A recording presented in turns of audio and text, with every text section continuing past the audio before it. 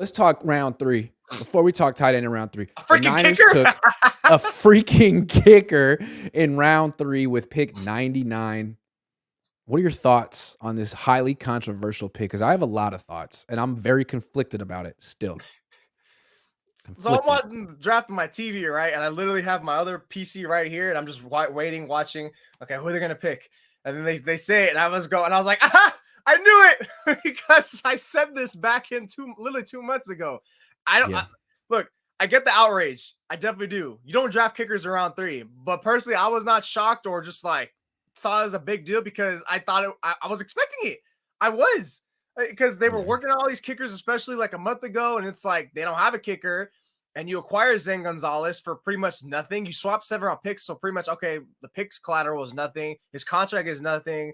That sounds like to me it's a contingency because Gonzalez missed 2022. He's missed 12 games in 2021 and 2020, and a lot of times it happens when he's doing those warm-up kicks. And it's like, God, the last thing the Niners want is like, this guy's hurt. It's week 3, and he just freaking slipped on a random banana peel Mario Kart style. And now I got to roll out Mitch Wisnowski. I got to go for 2 now the rest of the day. Like, what are we doing? So I get it. I get the outrage in defense. I feel like everyone's both right in this case, and I'm taking the Venn diagram in the middle part of just like I hear you both. I hear you both, but this was ultimately like it was an arrogant pick, and like we only need a kicker. We're good everywhere else. I don't care about depth. I don't care about the future. Well, I guess kicker is the future. I don't care about the draft board either. Because, like, honestly, like, they'll be like, well, they would, Moody would have been taken if you take it. Okay, man, let someone else reach for a kicker. Look. A few years ago, they drafted Mitch Wishnowsky in round 4, okay? And Mitch Wishnowsky's been everything they've hoped and more. He is what they wanted when they took him. So, on one hand, they could be like, hey, we got into this with our eyes open. He's what we wanted. Good pick. But in retrospect, let's look at what they did. They had the 104th pick in the draft. They traded down to 110, okay? If they had stayed at 104, pick 105 was Chauncey Gardner-Johnson. Pick 106 was Max Crosby. So even if you like take the special teams guy and he is everything you want, at that point in the draft, you're almost guaranteed to be passing on really good players. You may not know who they are yet. So, they trade down to pick 110. I mean, still, hold on. Pick 128 is Tony Pollard. Like, you could go in, and there's a bunch of starters that went in round 4 of the 2019 draft that you might prefer to freaking Mitch Wishnowsky because you can get punters. Is all I'm saying. So, yeah, Jake Moody might be great or very good or good, but I guarantee there's going to be 5 to 10 players who went in round 4 that are going to be, the Niners are going to be kicking themselves they didn't take in like 3-4 years. And that's the problem. I would lean towards the problem. Kingsor is likely. And this is why I think, like, that's why I hate when you go in the draft and you're drafting for need. Because if you're drafting for a need, you're drafting for the immediate year. And it's like, wait, the draft is not for immediate year. The draft is for sure it's for the year. That'd be nice, but that's why that's why those are your round 1 and 2 picks, right? Right. But you didn't have those. You can't afford that, which is why they were trying to print Ayuk in the first place, right? They were thinking about that, trying to get until they went on that run on wide receivers. This is why you don't do it. The Niners everything in their moves 2023 back to free agency, restructures, everything. Everything's just about literally just winning it all this year, and it just continues to build. Okay, you don't win the Super Bowl. I don't care if Trey Lance gets hurt. I don't care if Brock Purdy gets hurt. I don't care if Christian McCaffrey. I don't care if half the team gets hurt. It was a failure for you. It's a failure for you guys because these are the players you are investing in. These are the players you're restructuring in. These are the players you've traded for. This is no excuse here.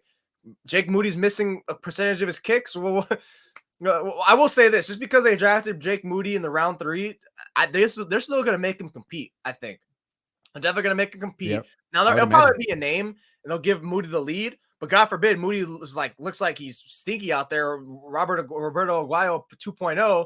Then okay, sayonara. We're gonna just roll the dice with Zane. We're gonna roll the dice with Zane Gonzalez. So I think from that standpoint, that's where you're kind of fine at. So, but ultimately, they need to hope this guy is a good kicker this year and beyond to justify just to sufficiently justify it. Because I know you said if it turns out there's another Max Crosby out there that they failed upon, then it's like it's still hard to justify. But this is why, again, you have to hope this guy is a good kicker and he's your starter for the foreseeable future. I'm talking like 5, 6, 7, 8 years down the line.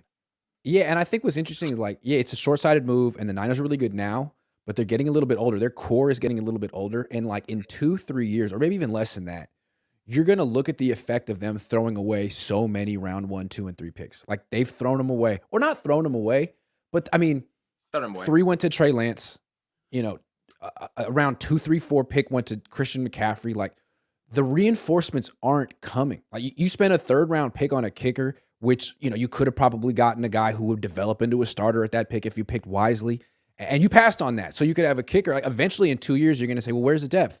It's all got to come from these day 3 picks. And if the Niners keep hitting in day 3, then great. But eventually you wonder, like, is that well going to run dry?